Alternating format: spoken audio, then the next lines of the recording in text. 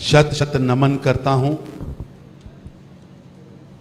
जम्मू कश्मीर के बहादुर निडर पुलिस के कांस्टेबल बशीर अहमद साहब को, जिन्होंने आतंकवादियों से लड़ते हुए उनकी शहादत हुई। मैं उन्हें शत शत नमन करता हूं, उन्हें श्रद्धांजलि देता हूं। ऐसे ही सुरक्षा के जवानों के कारण देश के अंदर देश के नागरिक सुरक्षित हैं और प्रधानमंत्री मोदी जी का agenda zero tolerance from terrorism वो कामयाब होता है। रही बात आपकी, आपने कहा कि जम्मू और भावी सरकार, हमने अपने 25 संकल्पों में स्पष्ट किया है कि जम्मू कश्मीर के अंदर धारा 370 और 35 से आने नहीं देंगे। और इसी तरह का संकल्प नेशनल कॉन्फ्रेंस और कांग्रेस ने किया है कि वो 370 और 35 से लाना चाहते हैं। हमारा जम्मू कश्मीर के भविष्य की सरकार इसलिए वचनबद्ध होगी कि ना जम्मू कश्मीर की विधानसभा में कोई षड्यंत्र होने देंगे।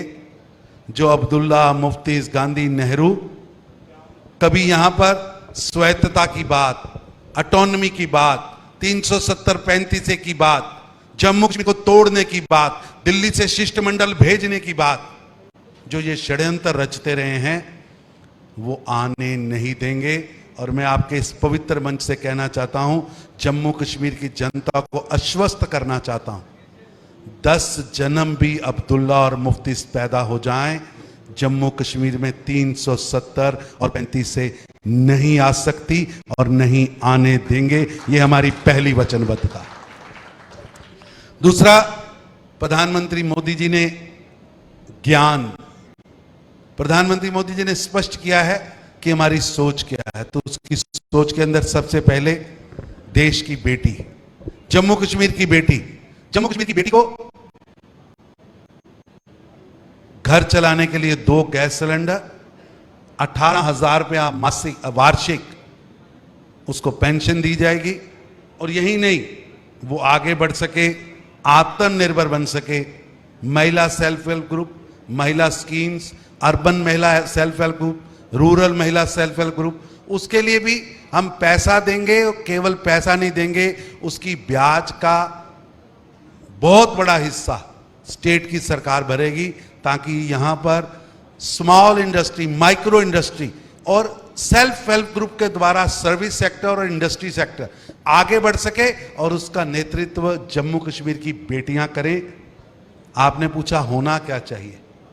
मेरी सरकार जब बनेगी 8 अक्टूबर के बाद, तो जम्मू कश्मीर के नागरिकों के हाथ 5 लाख नई नौकरियां और रोजगार हम देंगे। और 5 लाख रोजगार हमारी कमिटमेंट है। और एक तरफ जम्मू कश्मीर में आज वो पार्टियां वोट मांग रही हैं जिन्होंने जम्मू कश्मीर के नागरिकों के हाथ में पत्थर, AK-47, बम, डायनामाइट, हड़ताल, बम, यही चीजें दिखाई और यही चीजें सुनाई। लेकिन मुझे गर्व है कि 5 अगस्त 2019 के बाद प्रधानमंत्री मोदी जी ने जम्मू कश्मीर के नागरिकों को एक सपना दिया और उस सपने को साकार होता हुआ हम आज देख रहे हैं कि जम्मू कश्मीर भारत की ग्रोथ इंजन का सबसे बड़ा सेंटर बने।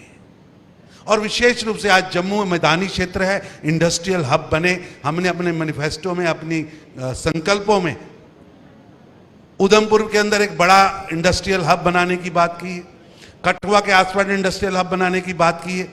हमने जम्मू के अंदर, जहां जम्मू के पर्यटन को, टूरिज्म को हमेशा ही पीछे फेंका गया, तो मेरी सरकार बनते ही उसका फ्यूचर एजेंडा है कि जम्मू के अंदर एक पहलगाम, गुलमर्ग की तरह बड़ा टूरिस्ट सिटी हम बनाएंगे। तो इसका मतलब क्या मैं ये समझूं चुग साहब की जो संकल्प पत्र बीजेपी की तरफ से सामने रखा गया वो एक बेस लाइन है जिसको आप मान रहे हैं कि ये चीजें हैं जी जिसको लेकर हम यहाँ पर सरकार बना रहे हैं, क्योंकि लोगों का विश्वास हम पर है, लोगों का भरोसा हम पर है। ऐसा है कि जम्मू कश्मीर के जितने भी हमारे विधायक चुन के जाएंगे, जो सरकार होगी, उसके सामने एजेंडा होगा ये जो 25 संकल्प और जो हमारा मैनिफेस्टो है, जिसे संकल्प पत्र है, वो संकल्प पत्र पूरा करना है। आप देखिए, हम बातें नहीं, हमारी सरकार बातें नहीं, काम करती। आप देखिए, जम्मू के अंदर आज अगर एम्स मिला है, रोड इंफ्रास्ट्रक्चर मिला है, वंदे भारत मिली है, IMM मिला है, जम्मू कश्मीर के अंदर इंडस्ट्रियल विकास हुआ है, कहीं भी जम्मू के नागरिकों को धरना नहीं लगाना पड़ा। एक जमाना था कि जम्मू को कुछ मिलता था तो उसके लिए जम्मू के नागरिकों को धरना लगाना पड़ता था, लाठीचार्ज होता था, अरसू गैस की गोलियां होती थी, और कश्मीर में बैठे हुए हुक्मरान ये हुक्म जारी करते थे कि जम्मू की इस आंदोलन को कुचल दिया जाए। अच्छा, आज जम्मू निर्णय करेगा सरकार लाने का, और ये वही जम्मू है जिसे पक्षपात के द्वारा पीछे फेंका जाता रहा। अब जम्मू पिछले 5 सालों में बिना लड़े जम्मू को सब कुछ मिला है, और ये क्रम जारी रहेगा, और जम्मू ही आने वाली सरकार का नेतृत्व करेगा। चुग साहब, ये भी जरा बताइएगा, हम जब जम्मू प्रोविंस की बात करते हैं तो हमने राहुल गांधी को यहाँ पर देखा, प्रियंका वाड्रा गांधी को देखा, प्राइम मिनिस्टर साहब को यहाँ पर देखा। कैंपेन के दौरान बड़े आरोप बीजेपी पर लगे कि बड़ी बातें तो बहुत होती है लेकिन काम बहुत कम होता है, और 10 साल का गिनाया गया। किस तरीके से उसको आप देखें, कितना ऐसा है कि इफेक्टिव वो हो सकता है? शायद आपका चैनल भी दिखाना तो सबको आपने, लेकिन कोई भी जम्मू कश्मीर का नागरिक इन दोनों भाई बहनों को सीरियसली नहीं लेता, क्योंकि जानकारी तो है नहीं। वो लीडर नहीं है, रीडर हैं, और आगे तो वो जो बोलते थे वो 10 जनपद में टाइप होता था। आजकल जो वो जम्मू कश्मीर में बोल रहे हैं वो नेशनल कॉन्फ्रेंस के कार्यालय में गुपकार गैंग के लोग लिख के देते हैं। कांग्रेस के लोग, चाहे वो राहुल गांधी हो, चाहे प्रियंका गांधी हो, या कारा साहब हो, वो सभी वही बोल रहे हैं जो उमर अब्दुल्ला साहब, फारूक अब्दुल्ला साहब या गुपकार गठबंधन के नेता उनको लिख के देते। ये उनकी भाषा ही नहीं है। आप सोचिए, 370 और 35 का समर्थन कर रही है कांग्रेस। कांग्रेस कह रही है कि SC, OBC, ST भाइयों का आरक्षण करेंगे, आरक्षण वापस करेंगे। मेरे को तो ऐसे लगता है कि जम्मू कश्मीर के अंदर कांग्रेस पार्टी ने अपना एजेंडा और झंडा और अपनी पार्टी नेशनल कॉन्फ्रेंस के कार्यालय में जाके उनके कार्यालय में सरेंडर कर दी है। आप देखिए, गठबंधन नहीं होना चाहिए, पूरी की पूरी कांग्रेस कमेटी एक मत थी, लेकिन क्या मजबूरी थी कि अब्दुल्ला साहब के ड्राइंग रूम में गठबंधन होता है। गठबंधन पर कौन कहां से लड़ेगा ये राहुल गांधी को मालूम नहीं। वो कुल्फी खाने जाते हैं तो पत्रकार पूछते हैं, आप लाल चौक में कुल्फी खा रहे हैं, धन्यवाद करिए मोदी साहब का, लेकिन इतना तो बता दीजिए कितनी सीटों पे कांग्रेस लड़ेगी। उनके पास गणित नहीं है। अगर संख्या है तो कौन सी संख्या कहां लड़ेंगे वो नहीं है। यानी कांग्रेस और नेशनल कॉन्फ्रेंस दोनों की लिस्टें अब्दुल्ला परिवार तैयार कर रहा है। कौन कहां से लड़ेगा, कौन नहीं लड़ेगा, कहां फ्रेंडली मैच होगा। निश्चित रूप से नेशनल कॉन्फ्रेंस के कार्यालय में राहुल गांधी जी ने कांग्रेस पार्टी का एजेंडा और कांग्रेस पार्टी की लिस्ट और कांग्रेस पार्टी का मैनिफेस्टो सरेंडर कर दिया। यानी कुल मिलाकर कांग्रेस सरेंडर हो गई है नेशनल कॉन्फ्रेंस के सामने। लेकिन एक सवाल बड़ा इंपॉर्टेंट है, जब हम जम्मू की एस्पिरेशंस की बात कर रहे हैं, सुबह से हम कंटिन्यूअसली डोगरा प्राइड, डोगरा लोगों की जो खिदमत है, जो शहादतें हैं, और जिस तरीके से स्टेट को बचाने के काम उन्होंने हमेशा किए, वो अपनी जगह पर। लेकिन जब हम स्टेट की बात करें, यूटी की बात करेंगे, तो ये political aspiration across the division है, इसको बीजेपी कैसे बैलेंस करके ले? साहब, मैं आपसे सहमत नहीं हूं, मैं सहमत नहीं हूं। आप पूछिए क्यों सहमत नहीं हो, तो मैं आपको कहना चाहता हूं, महाराजा हरि सिंह जम्मू कश्मीर के महाराजा थे, जम्मू के महाराजा नहीं थे। महाराजा हरि सिंह का अपमान जम्मू कश्मीर का अपमान है। महाराजा हरि सिंह का अपमान भारत की संस्कृति का अपमान है। और यह पहली बार नहीं हुआ, यह पहली बार नहीं हुआ, और हर बार कांग्रेस ने जब तमाशा देखा। मेरे को याद है जब विलय हुआ था, और विलय के लिए विलय हुआ था, लेकिन विलय पत्र के बाद भी अब्दुल्ला 1950 से लेकर और 1931 से लेकर आज तक ये कहते आ रहे हैं ये विलय सही नहीं है, और ये कहते आ रहे हैं कि इसके लिए स्पेशल स्टेटस है, इसलिए 370 चाहिए, इसलिए 35A चाहिए। और अब्दुल्ला, शेख अब्दुल्ला के गाने पर नेहरू साहब भी नाच रहे थे, और बाद में उसी शेख अब्दुल्ला को देशद्रोह के केस में अंदर किया। और ऐसी क्या बात थी कि जो रात सोया देशद्रोही, जिसके ऊपर आरोप लगे थे, फैसला होने वाला था, सुबह उठते ही उन्हें मुख्यमंत्री बना दिया गया। ये नरेटिव ही गलत चलाया जाता रहा है। और 50 के दशक में भी महाराजा, पूज्य महाराजा हरि सिंह जी का अपमान किया। ये अपमान अब सहेगा नहीं। और आप आज भी की दिनों में, ये चुनाव के दिनों में राहुल गांधी आकर यहां कहते हैं हमने महाराजा भगा दिया। अरे पांव धो धो कर पीने चाहिए महाराजा हरि सिंह जी के, जिन्होंने विलय पत्र पर हस्ताक्षर कर कर जम्मू कश्मीर को भारत में विलय कराया। यहाँ की पग पग भूमि हमारी मातृभूमि है, हमारी कर्म भूमि है, हमारी जन्मभूमि है, हमारे पूर्वजों की भूमि है। आप कहते हैं जम्मू अलग है, कश्मीर अलग है, कोई जम्मू कश्मीर की पग पग भूमि हमारी है। और महाराजा हरि सिंह पूरे जम्मू कश्मीर के महाराजा थे। लेकिन चुक साहब, मेरा सवाल तो वही रहा कि पॉलिटिकल एस्पिरेशन जो entire across Jammu and Kashmir की, बीजेपी पर कितना बड़ी जिम्मेदारी होगी 8 अक्टूबर के बाद? ऐसा है कि हमने तो सबका साथ सबका विकास इसी मंत्र को लेकर काम किया। हमने विश्वास पैदा किया। ये बायकाट की राजनीति करते थे। आप याद करिए 2002 का चुनाव, 2008 का चुनाव, 96 का चुनाव, 87 का चुनाव, धांधली होती थी। क्या था 87? कौन किसके कमरे के अंदर बैठकर मीटिंग हुई थी? फारूक अब्दुल्ला की मीटिंग का मतलब अब फारूक साहब को मुख्यमंत्री बनाना है, और बैलेट का पीछे फेंक कर अहंकार से लोकतंत्र की हत्या की गई, और जम्मू कश्मीर को आग के शोलों पर फेंक दिया गया, और जनता के मन में लोकतंत्र के प्रति अविश्वास पैदा कर दिया गया। जनता भूल नहीं सकती 87। और 87 से ये बायकाट की पॉलिटिक्स हुई, और ये लोग 500, 1000, 2000 वोट लेकर MP, MLA, मंत्री बनते थे।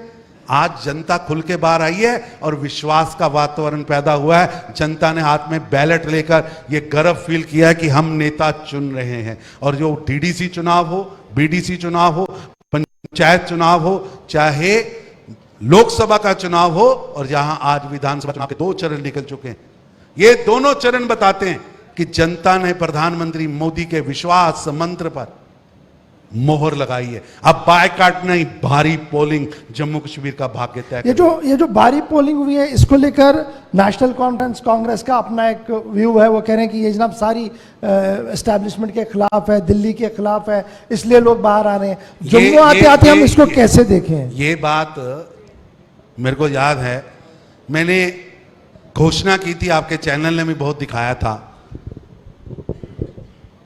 कि उमर अब्दुल्ला साहब और कांग्रेस का जो गठबंधन बना है, चाहे वो DDC इलेक्शन में गुपकार का गठबंधन हो, यहां गठबंधन बना है जो लोकसभा में बना था। मैंने उस समय भी कहा था ये एक एक्सपायर्ड इंजेक्शन है। लोग मेरी बात को मानते थे, लेकिन बड़े बड़े नेता चुस्कियां लेते थे। मैंने तब भी कहा था कि उमर अब्दुल्ला जी चुनाव हारेंगे, बहन महबूबा चुनाव हारेगी। मैं आज भी आपकी स्टेज पे भविष्यवाणी करते जाता हूं कि उमर अब्दुल्ला जी दोनों विधानसभा से चुनाव हार रहे हैं, और मुफ्ती खानदान भी चुनाव हारेगा, गांधी नेहरू परिवार भी चुनाव हारेगा। क्योंकि जम्मू कश्मीर की जनता इन 3 परिवारों से घृणा करती, इनके भ्रष्टाचार से, इनकी लूट खसूट से, इनकी एक दूसरे को लड़ाने की सोच से, भय का वातावरण करने की सोच से जनता इनसे घृणा करती है। और जम्मू कश्मीर का चुनाव जितनी पोलिंग हुई है, इन 3 परिवारों के खिलाफ हुई है। ये कहते हैं दिल्ली के खिलाफ है, तो मैं इनको पूछना चाहता हूं, उमर साहब, अगर अप्रैल में दिल्ली के खिलाफ पोलिंग था, डायरेक्ट दिल्ली का चुनाव था, आप कैसे हार गए? बहन महबूबा कैसे हार गई? अरे गांधी नेहरू परिवार तो खाता नहीं खोल पाया, और यही अक्टूबर 2024 में होने वाला है। बड़ा इंपॉर्टेंट ये हम लगातार कैंपेन में देख रहे हैं, आप भी जब तकरीर कर रहे थे, प्राइम मिनिस्टर साहब तकरीर कर रहे हैं, होम मिनिस्टर साहब ने भी कई बार ये बात बताई कि भ्रष्टाचार बहुत ज़्यादा हुआ है और इन 3 परिवारों का एक मेजर रोल है इसमें। फिर व्हाइट पेपर की भी बात हुई, लेकिन अभी तक एक कंप्रहेंसिव प्लान क्या है बीजेपी के पास? अगर आप सरकार में आए तो क्या हम एक देखें कि इंक्वायरी होगी, कुछ चीजें सामने आएगी, लोगों को पता लगेगा कि ये जो हजारों करोड़ रुपए क्या घोटाले घपले हो रहे हैं, दो बातें मैं आपसे कहना चाहता हूं। एक मेरे मन में है और मैं अपनी पार्टी से कहूंगा उसको इंप्लीमेंट करना है। सिविलियन किलिंग्स पर व्हाइट पेपर जारी होना चाहिए। किन लोगों ने मुख्यमंत्री रहते आम नागरिकों को गोली मारी, सिविलियन किलिंग्स के ऊपर किन लोगों ने सबसे ज्यादा हत्याएं की, इस पर व्हाइट पेपर जारी होना चाहिए। और मैं आज फिर मैं रिपीट कर रहा हूं आपके चैनल पे, मैं उमर अब्दुल्ला साहब को कहूंगा कि आइए 2 विषयों पर खुली बहस के लिए मैं तैयार हूं। किसके जमाने में नागरिकों को जानबूझकर मारा गया और अपनी कुर्सी बचाने के लिए हत्याओं का खेल खेला गया। और दूसरा विषय, जम्मू कश्मीर के अंदर कश्मीरी पंडितों का जो जबरन पलायन हुआ, जब 1,60,000 कश्मीरी पंडितों को कश्मीर से जबरन निकाला गया। 1,60,000 भारत की आजादी के बाद, आजादी के दशकों बीतने के बाद देश के नागरिक देश से पलायन कर गए क्योंकि मुख्यमंत्री फारूक अब्दुल्ला साहब थे। तो जब नारे लिखे गए, क्या हम ये माने कि एक स्टेट मिशनरी को यूज किया गया, स्टेट प्लांट को यूज किया गया, कि ये दोनों चीज किया गया, एक अनआइडेंटिफाइड खौफ पैदा किया गया कि ये पता नहीं है कि गोली किसने चलाई? अनआइडेंटिफाइड होप नहीं, आइडेंटिफाइड हो, आइडेंटिफाइड भय, आइडेंटिफाइड भय। आप याद करिए, शहर के अंदर नारे लिखे गए थे, कश्मीर बनेगा पाकिस्तान कश्मीरी पंडितों के बिना, कश्मीरी पंडितानियों के साथ। घरों के बाहर पोस्टर लगे थे, अपनी पत्नी रेखा और अपनी बेटी सुधा को छोड़ के यहां चले जाओ क्योंकि इनके पेट से हमने जिहादी पैदा करने। मुख्यमंत्री कौन था? क्या मुख्यमंत्री सोए थे, पुलिस सोई थी, इंटेलिजेंस सिस्टम सोया था? फारूक अब्दुल्ला साहब, आप रक्षक से भक्षक बन गए, आंखों पर पट्टी बांध ली। आपको लगता था कि आपका जो आपके पिताजी का ऑटोनॉमी का सपना है, आजादी का सपना है, वो पूरा हो रहा है। वो कभी पूरा नहीं हो सकता क्योंकि ये भूमि हमारी भूमि है, पग पग भूमि हमारी है। कोई अब्दुल्ला तय नहीं कर सकता, कोई अब्दुल्ला तय नहीं कर सकता, कोई मुफ्ती तय नहीं कर सकता, कोई रशीद तय नहीं कर सकता, कोई कन्हैया कुमार तय नहीं कर सकता। ये भूमि हमारी है, ये पग पग भूमि हमारी है। कुछ नाम आपने लिए तो इसलिए ये सवाल भी बड़ा महत्वपूर्ण बन रहा है कि पूरे जम्मू कश्मीर और बाहर देश में भी ये ट्रांसमिशन इस वक्त देख रहे हैं लोग। सॉफ्ट टेररिज्म का एक नया नाम आ गया। ये जी सॉफ्ट टेररिज्म है, और ये लोग कौन है? जो पॉलिटिकल पार्टीज के बड़े बड़े लीडर्स हैं, वो किसी न किसी तरीके से बातें वैसी कर रहे हैं जो आज तक या तो यासीन मलिक करते थे या मीरवाइज उमर करते थे, मैं भाई साहब माफी चाहता हूं, आज पता नहीं मैं आपसे सहमत नहीं हूं। टेररिज्म है, नो सॉफ्ट नो हार्ड। आतंकवाद और उसका समूल नाश करके रहेंगे। अभी तो 20 फुट जमीन में गाड़ा है, 50 फुट जमीन में गाड़ेंगे, दोबारा उठने नहीं देंगे। तो आतंकवाद, लेकिन ये जो मानसिक आतंकवाद जो अब्दुल्ला ने नैरेटिव के रूप में खड़ा किया है, आप पूछिए क्यों नहीं फारूक अब्दुल्ला आके खड़े होकर कहते कि जम्मू कश्मीर का विलय जो महाराजा हरि सिंह जी ने किया था वो बिल्कुल सही था, और उसी तरह है जैसे जोधपुर का हुआ, जैसे पेप्सू का हुआ, जैसे जूनागढ़ का हुआ। क्यों नहीं कहते? क्यों नहीं कहते? वो क्यों नहीं कहते कि पीओजे के अंदर भी पड़ी हुई एक इंच भूमि, पग पग भूमि हमारी मातृभूमि है? क्यों नहीं? वो हमें क्यों डराते हैं? पाकिस्तान के पास परमाणु बम है, क्यों रोज बयान देते हैं पाकिस्तान से बात करो? क्या पाकिस्तान के पास बम है तो हमारे पास पटाखे हैं क्या? अगर पाकिस्तान हमें पाकिस्तान के नाम पर आप डराना चाह रहे हैं, आप पाकिस्तान के पीओ हैं भारत में कि राजदूत हैं भारत में? मेरे को तो हैरानगी होती है तो फारूक अब्दुल्ला साहब पे। अरे वोटों की खातिर आपकी 3 पीढ़ियों ने जम्मू कश्मीर को आग के शोलों पर फेंक दिया, देश को रॉन्ग नैरेटिव दे दिया।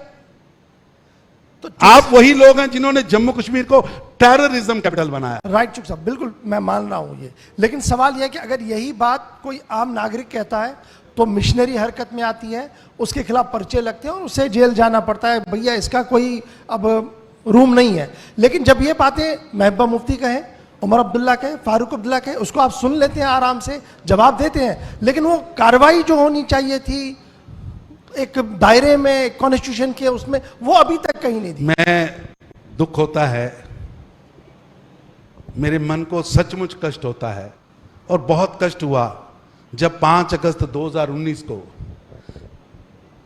देश के गृह मंत्री सदन के अंदर 370 और 35 से तोड़ने का प्रस्ताव लेकर आए। देश की एक बहुत बड़ी पॉलिटिकल पार्टी, सबसे पुरानी पॉलिटिकल पार्टी कांग्रेस का सदन का नेता खड़े होकर पूछता है, गृह मंत्री से प्रश्न पूछता है, it is on the record, आप निकाल के देखिए, क्या पीओजे के भारत की भूमि है? एक मुख्यमंत्री, यूपी का मुख्यमंत्री रहा जो देश की सदन का सदस्य था, अखिलेश यादव, वो प्रश्न पूछता है क्या पीओजे के भारत की भूमि है? क्या कश्मीर भारत का अभिन्न अंग है? मुझे शर्म आती है। ये नैरेटिव नेहरू और अब शेख अब्दुल्ला ने भारत में दिया कि यहां के पॉलिटिशियन भी उसी नैरेटिव में बह गए। जम्मू कश्मीर उसी तरह भारत का अंग है, जिस तरह कन्याकुमारी है, जिस तरह पंजाब है, जिस तरह यूपी है, जिस तरह मध्य प्रदेश है। आपने 370 और 35 की जंजीरों में ब्लैकमेल करके बांधा था प्रधानमंत्री मोदी ने। मेरे को याद है फारूक अब्दुल्ला साहब कहते थे, मोदी 5 बार भी पैदा हो 370 और 35 से तोड़ नहीं सकता। मैं उनके मुंह में घी शक्कर देता हूं, भगवान करे मोदी साहब 5 बार पैदा हों और भारत की सेवा करें और 5 बार भारत के प्रधानमंत्री बने। लेकिन मैं उन्हें कहना चाहता हूं कि पहले ही जन्म में, पहले ही झटके में 370 और 35 से तोड़ दी, और आज वो इतिहास का विषय। ठीक है चुग साहब, एक और बड़ा इंपॉर्टेंट पॉइंट है, वो है नया कश्मीर, जिसको लेकर एक नया नैरेटिव प्राइम मिनिस्टर साहब ने सामने रखा, गृह मंत्री साहब ने on the floor of the house रखा, और उसके बाद जनसभा में भी कहा गया कि हमारे नए कश्मीर में क्या चीजें हैं। लेकिन उमर साहब, महबूबा जी, फारूक साहब और कश्मीर में इस तरीके के नारे लगवाए जा रहे हैं, हमें नया कश्मीर मंजूर है। जब मैं जम्मू प्रोविंस की बात कर रहा हूं तो नए कश्मीर की विजिबिलिटी, नए कश्मीर की एक्सेप्टेंस साफ नजर आ रही है। ऐसा क्यों? क्या अभी भी कहीं चीजें हैं जो सेट नहीं हो पाई हैं? ऐसा है कि जम्मू कश्मीर को अब आगे बढ़ना है, पीछे मुड़ने का मौका नहीं है। प्रधानमंत्री ने उस लक्ष्य की ओर बढ़ा दिया है। आप बताइए, अब पत्थरबाज कहां गए हैं? पत्थरबाज कहां चले गए? जो नारे लगाते थे, भारत तेरे टुकड़े होंगे इंशाअल्लाह इंशाअल्लाह, अफजल गुरु हम शर्मिंदा हैं, तेरे कातिल जिंदा हैं। अरे ये मोदी की सरकार है, मोदी की सरकार। आर हो या पार, हमें सरकार चलानी आती है, आतंकवाद को चलना आता है। देश के खिलाफ षड्यंत्र करने वाले, जिनके हाथ में हथियार हैं, जो पाकिस्तान से आए हैं और जो देश के नागरिकों को मारना चाहते हैं, उनकी जगह या जेल में है या कब्र में है। जितने भेजोगे उतनी कब्र खोदेंगे और उनको कब्र में लटाएंगे। ये हमारा संकल्प है, संकल्प। ये जो नया कश्मीर और पुराने कश्मीर का अभी भी ऐसे आपने बुलाया तो मेरे को जम्मू के झंडे पे है। जम्मू कश्मीर तो जम्मू का भी तो हिस्सा ही है। बिल्कुल, लेकिन ये पहला मौका है, क्योंकि आपका 5 बजे वाला डन भी है ना, तो 2-3 घंटे के लिए आपको चाहिए था बिठाना। लेकिन मेरा ये कहना है, ये पहला मौका है, और ये मौके की शुरुआत 5 अगस्त 2019 को प्रधानमंत्री मोदी जी ने 370 और 35 से तोड़ के दी थी। उसके बाद जम्मू को जो चाहिए वो जम्मू को बिना आंदोलन के मिला है, और अब जम्मू तय करेगा जम्मू कश्मीर का भविष्य। मैं पूछना चाहता हूं, क्या जम्मू की नागरिकों को मुख्यमंत्री बनने का अधिकार नहीं है? क्या चुनाव आयोग की ओर से कोई नोटिफिकेशन जारी हुआ है कि जम्मू का व्यक्ति मुख्यमंत्री नहीं बन सकता? क्यों नहीं बन सकता?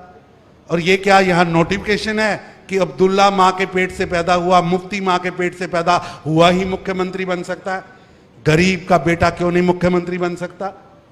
अब जम्मू तय करेगा कि जम्मू कश्मीर कैसे चलेगा। 70 साल आपके हाथ में पकड़ा के रखा अब्दुल्ला साहब, मुफ्ती साहब, आपने जम्मू कश्मीर को कहां फेंक दिया?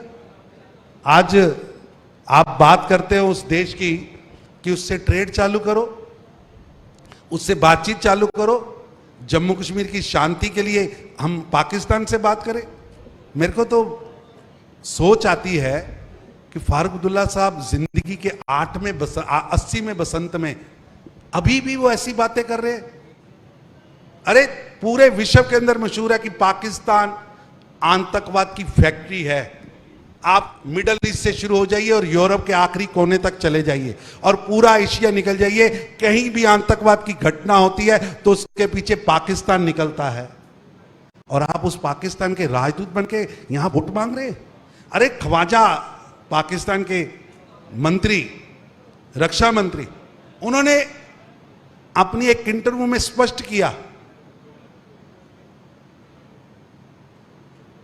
कि नेशनल कॉन्फ्रेंस और कांग्रेस, अब्दुल्ला और गांधी और पाकिस्तान, ठीक है जी। जम्मू कश्मीर के मामले में एक ही पेज पर हैं। आसिफ, इसका मतलब आप जम्मू कश्मीर के अंदर जो राग लगाते हैं पाकिस्तान का, चाइना का, इसके पीछे दाल में कुछ काला है कि पूरी की पूरी दाल काली है। क्या आप जम्मू कश्मीर के अंदर नेशनल कॉन्फ्रेंस और कांग्रेस के गठबंधन की पाकिस्तान की कठपुतली सरकार लाना चाहते हैं? ठीक है जी। और यही कठपुतली सरकार आई थी, याद करिएगा, 89 की टेलीग्राम्स, लेटर्स यहां के गवर्नर, तब के गवर्नर जगमोहन जी ने लिख के भेजी थी तब के प्रधानमंत्री राहुल गांधी के पिता राजीव गांधी जी को कि आपके नेतृत्व की, आपके गठबंधन की, फारूक अब्दुल्ला की सरकार जम्मू कश्मीर को दहला रही है, जम्मू कश्मीर के खिलाफ षड्यंत्र रच रही है और उस षड्यंत्र के तार आर से नहीं और पार से भी हैं। और उसी षड्यंत्र के कारण आज जम्मू कश्मीर यहां तक पहुंचा। अब कैसे भूल सकते कि लाशें टंगी हुई थी गांव के बाहर, कश्मीरी पंडितों की लाशें कई कई दिन तक टंगी रही। मुख्यमंत्री कौन था?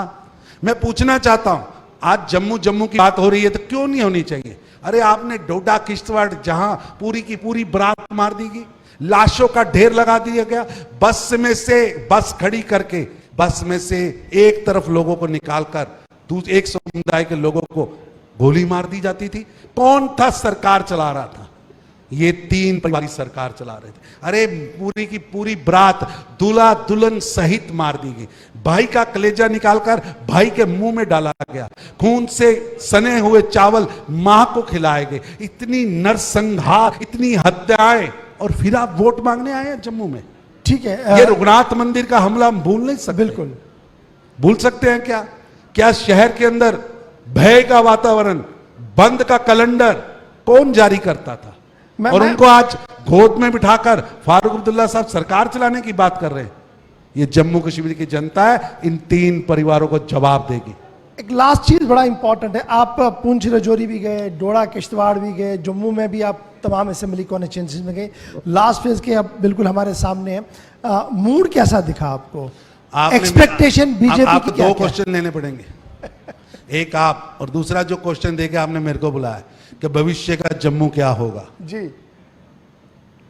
आपने पहला क्वेश्चन आप रिपीट कर दीजिए, मैं उत्तर दूंगा, लेकिन भविष्य का जम्मू, चले पहले भाजपा के मन में जम्मू है का वो भविष्य बता दीजिए कैसा होगा, पहले इसी पे आते हैं। भय मुक्त, भ्रष्टाचार मुक्त शासन हम लाएंगे। व्यापार, इंडस्ट्री, कॉमर्स और फार्मिंग, इन सभी सेक्टर्स को ग्रोथ। हमने अपने एजेंडे में कहा है कि खेती के ऊपर यूज होने वाली बिजली को हम 50% छूट देंगे। हमारा संकल्प है कि जो किसान को प्रधानमंत्री सम्मान निधि का पैसा आता है वो 10,000 रुपया करेंगे, ताकि किसान समृद्ध हो सके, छोटा किसान आ सके, उसकी फसलों का दाम मिल सके। उस किसान की फसल को, उसकी प्रोडक्शन को इंडस्ट्री में कैसे लेके आना है, इसलिए इंडस्ट्रियल रेवोल्यूशन, ताकि यहां रोजगार के नए अवसर पैदा हों। जम्मू कश्मीर की जमीन इंडस्ट्री के लिए उत्तर भारत का और भारत का ग्रोथ इंजन बन सके। जम्मू कश्मीर के अंदर जो इंडस्ट्री लगे वो साथ ही एक रेल इंजन की तरह सर्विस सेक्टर को खड़ा करे। मैं जो पैदा करूं, मेरी इंडस्ट्री उसको ग्रो करे, और इंडस्ट्री के साथ सर्विस सेक्टर, यहाँ के नौजवानों को काम दे और वो पूरे विश्व के अंदर Jammu as a brand, Jammu as a brand. आज भद्रवा का राजमा, जम्मू का चावल, जम्मू कश्मीर की ऐसी सैकड़ों चीजें हैं। आज भी दुनिया के अंदर सबसे बेस्ट केसर किश्तवाड़ का है, लेकिन कभी नाम नहीं लिया जाता। आयुर्वेद की सबसे पवित्र दस्ती किश्तवाड़, यानी कष्टहर, कष्टहर शहर, कष्टहर की एक एक बूटी करोड़ों रुपए में है, लेकिन किसी ने नहीं सोचा। हमने संकल्प लिया है कि किश्तवाड़ में आयुर्वेद का सबसे बड़ा सेंटर बनाएंगे, जो जहां वहां की ओरिजिनल, वहां जो जड़ी बूटियां पैदा, ऑर्गेनिक जड़ी बूटियां पैदा हो रही हैं, उसको पूरे विश्व के अंदर पहुंचाएंगे ताकि यहां पैसा आ सके। यहां पर जम्मू के अंदर, मेरे को बताइए, जम्मू में मेट्रो क्यों नहीं चलनी चाहिए? जम्मू का एक बड़ा एयरपोर्ट बनेगा जम्मू के अंदर, उस एयरपोर्ट की शुरुआत, जमीन, काम हमने शुरू कर दिया है। ये काम इसलिए नहीं रुकेगा कि हम चुनाव में हैं, जम्मू की तरक्की के लिए हमारी वचनबद्धता है। यहां मेट्रो रेल क्यों नहीं होनी चाहिए? मैं पूछना चाहता हूं आपसे, हम यहां से कश्मीर रेल पहुंचा सकते हैं, तो जम्मू से पुंछ रेल क्यों नहीं पहुंच सकती? क्योंकि जम्मू, पुंछ जो है जम्मू रीजन का हिस्सा है। जम्मू के अंदर पहल की थन्ना मंडी की जगह पर बड़ा, और उसके लगभग 100 किलोमीटर के अंदर 100 पिकनिक स्पॉट क्यों नहीं बन सकते? मेरे को बताइए, पटनी टॉप आगे क्यों नहीं जा सकता? डॉक्टर साहब, एक आखिरी चीज, ये सारी इन सब चीजों को, इन है। सब चीजों को ले जाने का काम, इन सब चीजों को पूरा करने का काम, यहां पर व्यापार बढ़े जी, उसके लिए हमारे पास मास्टर प्लान है। यहां के व्यापारियों की इच्छाओं को पूरा किया जा सके। यहां पर मैं कई बार सोचता हूं, जम्मू के अंदर आज तक सरकार की ओर से टाउन प्लानिंग का कोई बड़ी कॉलोनी नहीं आई। क्यों नहीं आई? जम्मू के नागरिकों को लेकिन ये जरूरत है। 10 साल का जो टेन्योर बीच में चला, इतना वक्त क्यों लगा बीजेपी को ये प्लान बनाने में? क्या नहीं, ग्राउंड आप रियलिटी यहां मैं आपको कहना चाहूंगा, जो मैं बोल रहा हूं उसके पीछे के पुड़ाव हैं। हम यहां एम्स लेके आए, एम्स इसलिए लेके आए कि पूरे विश्व की मेडिकल टूरिज्म का हब जम्मू बने। हम IIT IIM इसके लिए लेके आए कि यहां पर पूरे विश्व के अंदर से, पूरे देश के अंदर से अच्छे अच्छे इंजीनियर, अच्छे अच्छे डॉक्टर्स, आज 10 मेडिकल कॉलेज। ये आज की बात नहीं मैं कर रहा, ये शुरुआत की। हम वंदे भारत 2 लेके आए, हम यहां से रेल उधमपुर तक लेके गए, हम यहां से रेल श्रीनगर तक लेके जा रहे। ये हमने करके दिखाया है। मैंने आपको बोला है जो करना है। आज जम्मू का एयरपोर्ट निकाल लीजिए, सबसे ज्यादा चार्टर्ड फ्लाइट जम्मू और कश्मीर के अंदर आज उतर रही। हम टूरिज्म को बढ़ाया है। आप देखिए, आज भारत के अंदर अगर कोई टूरिज्म कैपिटल है तो वो जम्मू कश्मीर है, और इसे विश्व का टूरिज्म कैपिटल बनाना हमारा संकल्प है। वो हम करके दिखाएं। एक आखिरी चीज, अगर लाइक माइंडेड पार्टीज के साथ जाना पड़े, क्या जम्मू में लाइक माइंडेड लोग हैं जिनको अगर लेना पड़े कहीं अपने साथ, उनकी आवाज को? जम्मू में तो राष्ट्रवादी लोग हैं भैया। अब लाइट माइंडेड तो मेरे को पता नहीं किसको कहते हैं। जम्मू के पग पग में आप हो, मैं हो, यहां हो, ये वो जम्मू है जिसने POJK के लोगों को समेटा, कश्मीरी पंडितों को समेटा है, जिसने भारत से कोई भी विस्थापित होकर आया है तो इस मंदिरों की धरती ने अपनी छाती के साथ लगाया है, उसको अपना दूध भी पिलाया है। लेकिन कुछ खून पीना चाहते हैं। जम्मू किसी को खून नहीं पिलाएगा, दूध पिलाएगा, और जम्मू उसके लिए खून पीने वाले पार्टियों के साथ राब्ता खत्म। मेरा इतना कहना है, मैंने मक्की बोई है, मैंने मक्की बोई है, मैं मक्की काटने वाला हूं। 8 तारीख को मक्की कटेगी और भारतीय जनता पार्टी के जो कार्यकर्ता चुनाव में खड़े हुए हैं वो जीतेंगे, और पूज्य प्रेमनाथ डोगरा जी का सपना पूरा होगा। प्रेमनाथ डोगरा जी ने जो सोच लेकर, जम्मू कश्मीर के संयुक्त की सोच, आगे बढ़ने की सोच, जम्मू कश्मीर को भारत का मुकुट मानकर जो सोच उन्होंने रखी थी, वो सपना प्रेमनाथ डोगरा जी का पूरा होगा। और पूज्य श्यामा प्रसाद मुखर्जी, टीकालाल टिपलू जैसे सैकड़ों भाजपा के कार्यकर्ताओं ने जो बलिदान दिया है, कि कोई महबूबा कह सकती है, कोई महबूबा बहन कह सकती है कि वो हाथ नहीं मिलेगा जिसके हाथ में तिरंगा हो। जब तक भाजपा का एक भी कार्यकर्ता है जम्मू कश्मीर की धरती से, तिरंगा कोई उतार नहीं सकता। जम्मू में उतार नहीं सकता। जम्मू में आप काफी ज्यादा एक्साइटेड है और जम्मू को एक पावर पॉइंट प्रेजेंटेशन के तौर पर रख रहे हैं। क्या कश्मीर में भी कमल खिल सकता है? अरे भैया, हम तो दोनों जगह लड़ रहे हैं। आपका झंडा जम्मू है तो मैंने जम्मू पर बोला, लेकिन क्यों नहीं जम्मू पर बोलना है? क्यों ही हर नेता को, अब्दुल्ला साहब को लगता होगा कि कश्मीर पर ही बोलना है, मुफ्ती बहन को भी लगता होगा कि भारत के खिलाफ बोलने से वोट मिलते हैं।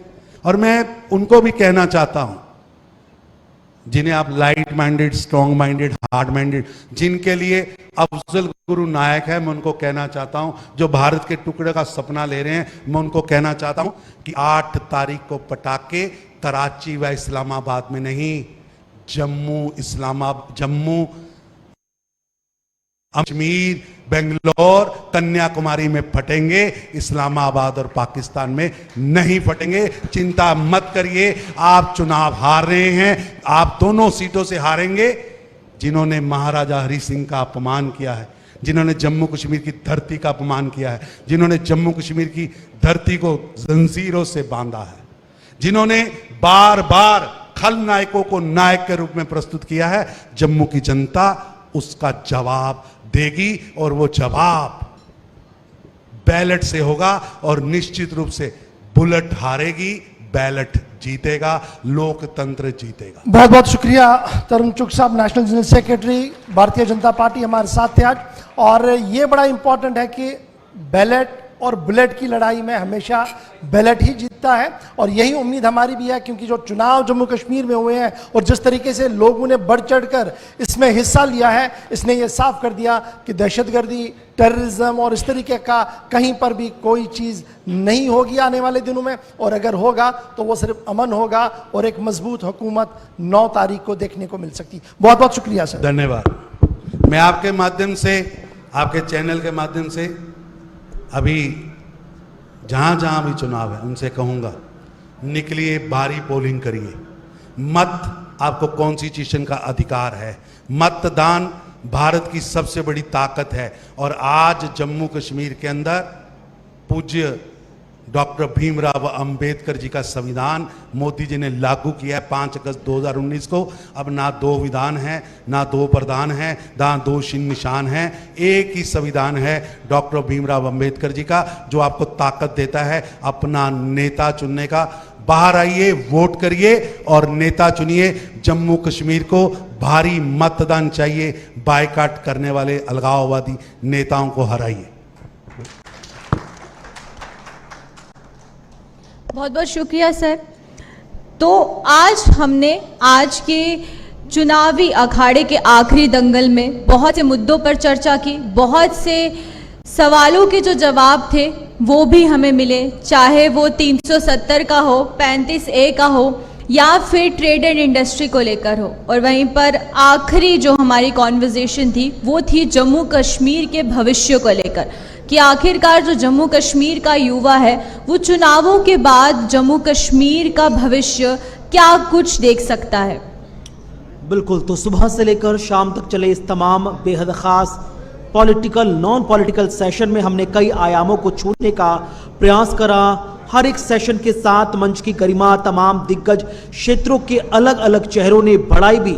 और अब हमारा सेशन अपने अंतिम पड़ाव में आप पहुंचा है, जहां पर इस कार्यक्रम में आए हर एक मेहमान का हम तहे दिल से शुक्रिया अदा करते हैं और उम्मीद करते हैं कि 25 तारीख को होने जा रहे 1 तारीख को होने जा रहे आखिरी अंतिम मतदान की जो पूरी प्रक्रिया है उसमें लोकतंत्र की भूमिका को मजबूत करते हुए सभी मतदाता अपने अपने मौलिक अधिकार का इस्तेमाल करेंगे और वोट की ताकत से लोकतंत्र को मजबूत करेंगे। फिलहाल आज के सेशन में बस और हमारे इस कार्यक्रम की गरिमा बढ़ाने का बहुत बहुत शुक्रिया।